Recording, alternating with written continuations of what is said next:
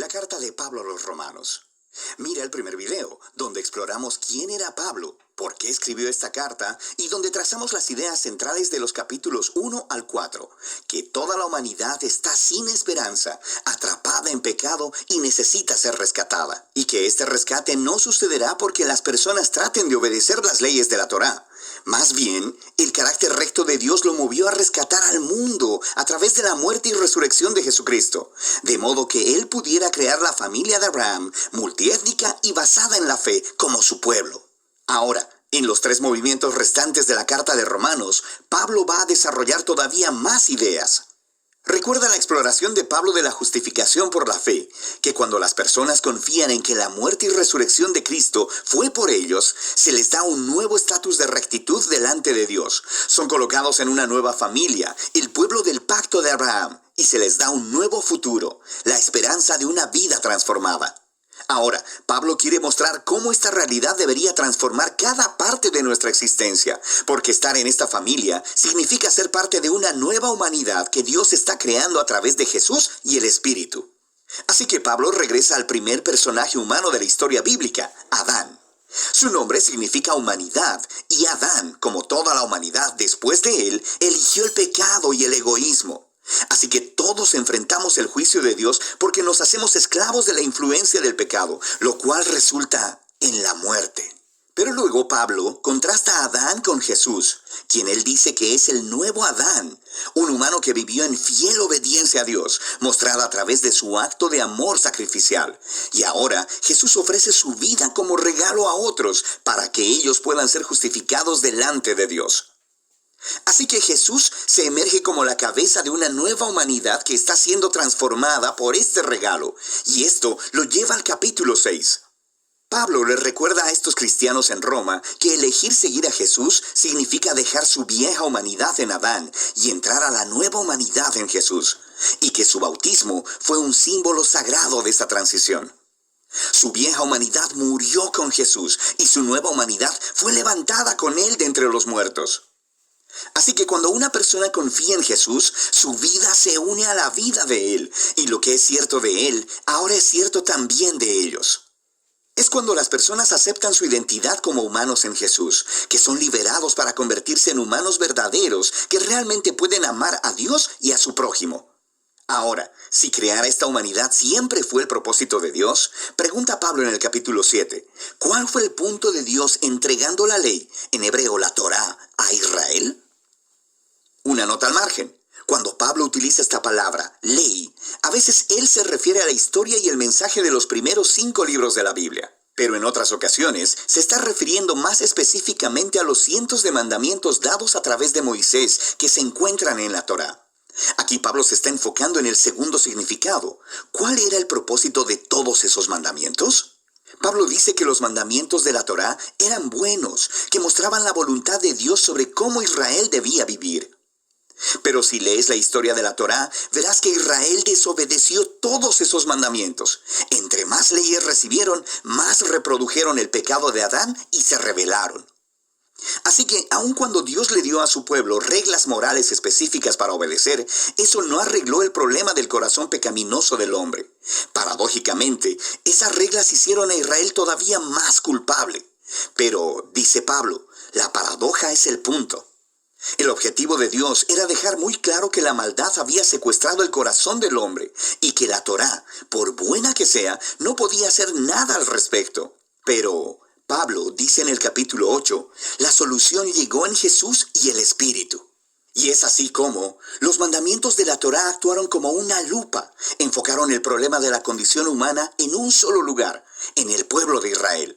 Pero ahora, el representante de Israel, Jesús el Mesías, ha pagado por y lidiado con todo ese pecado a través de su muerte y resurrección.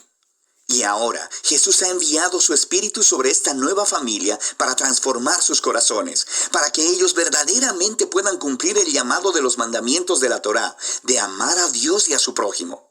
Y hay más. La renovación de Dios de los seres humanos es el primer paso de su misión más grande, rescatar y renovar toda la creación, haciéndola un lugar donde su amor tenga la última palabra. Ahora, puedes ver cómo los capítulos del 1 al 8 son un largo hilo de pensamiento. Pero esto hace que surjan otras preguntas. Si todo esto fue el propósito de Dios, ¿cuál es el estatus actual de los israelitas que no reconocen a Jesús como el Mesías? ¿Cómo esta historia cumple las promesas de Dios para ellos? Pablo comienza el capítulo 9 con su angustia personal sobre sus compañeros israelitas, que no ven a Jesús como su Mesías. Y esto lo lleva a reflexionar en el Israel del pasado a partir de la historia en el Antiguo Testamento. Y él nos recuerda que simplemente ser un israelita étnico, un descendiente físico de Abraham, nunca hizo de nadie automáticamente un miembro fiel de la familia del pacto. Pablo nos muestra cómo Dios siempre ha seleccionado a un subgrupo de la familia de Abraham para llevar la línea de la promesa. Y su punto es que ahora la línea de la promesa es adelantada por aquellos que siguen a Jesús. Él nos recuerda que por un largo tiempo, personas dentro y fuera de la familia de Abraham han rechazado la voluntad de Dios. Él nos recuerda la historia de Israel, el becerro de oro y la rebelión de Faraón. Él nos muestra cómo Dios fue capaz de orquestar eventos para que el rechazo del pueblo egipcio hacia él lograra sus propósitos redentores. Así que, en el capítulo 10, Pablo cambia su enfoque al Israel del presente.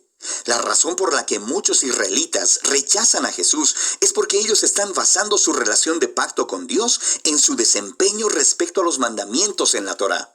Y muy tristemente, no reconocen lo que Dios ha hecho a través de Jesús para crear una nueva familia de pacto basada en la fe. Así que, Pablo pregunta en el capítulo 11, ¿cuál es el futuro de Israel? ¿Ha rechazado Dios a su pueblo? No, dice él. Hay muchas personas judías, como yo mismo, que reconocemos a Jesús como nuestro Mesías, pero hay muchas que no. Pero Dios fue capaz de usar el rechazo de ellos para cumplir sus propios propósitos.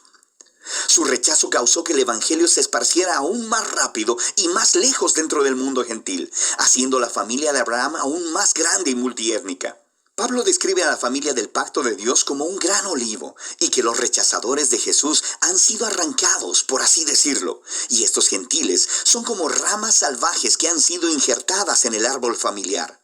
Sin embargo, dice Pablo, un día Jesús será reconocido por su propio pueblo. No nos ofrece detalles de cómo. Pablo simplemente confía en el carácter de Dios y en la promesa de que Él no abandonará a su pueblo del pacto, lo que transiciona hacia la sección final del libro, los capítulos del 12 al 16.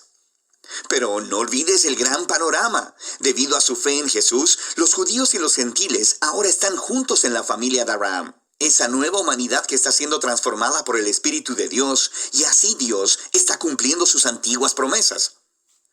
Por lo tanto, la única respuesta razonable es que estos cristianos judíos y los no judíos sean unificados como la iglesia. Los capítulos del 12 al 13 nos muestran que esta unidad vendrá de un compromiso de amar y perdonarse los unos a los otros. El amor se pondrá de manifiesto cuando todos, usando sus diversos dones y talentos, se sirvan unos a otros en la iglesia. Y también significa humildad y perdón. Cuando estos grupos étnicos y culturas diferentes se unen en Jesús, el conflicto es inevitable. Y esto solo puede vencerse a través del trabajo duro, del perdón y la reconciliación. Así mostrarán la más grande de las virtudes cristianas, el amor, la cual cumple los más grandes mandamientos de la Torá: amar a Dios y amar a tu prójimo como a ti mismo. En los capítulos 14 y 15, Pablo se enfoca específicamente en los asuntos que están creando divisiones étnicas en la iglesia romana. Estas son disputas acerca de las leyes de alimentación judías y del día de reposo. Y Pablo dice que estas prácticas no definen quién está dentro y fuera de la familia de Dios. Y si las personas difieren sobre estos temas culturales, importantes pero no esenciales, necesitan aprender a respetar sus diferencias. Y de esta manera, el amor sanará y unificará a la familia de Jesús. Pablo cierra la carta primero recomendando a Febe, quien es una líder clave en la iglesia de Cencrea. Ella tuvo el honor de llevar y quizá incluso leer en voz alta por primera vez esta carta a las iglesias romanas. Pablo luego concluye saludando a todas las personas que no ha visto por mucho tiempo, y ese es el final. ¡Wow! Ahora puedes ver mejor cómo todas las piezas de esta carta encajan y muestran la gran obra maestra que es. Y de eso se trata la carta a los romanos.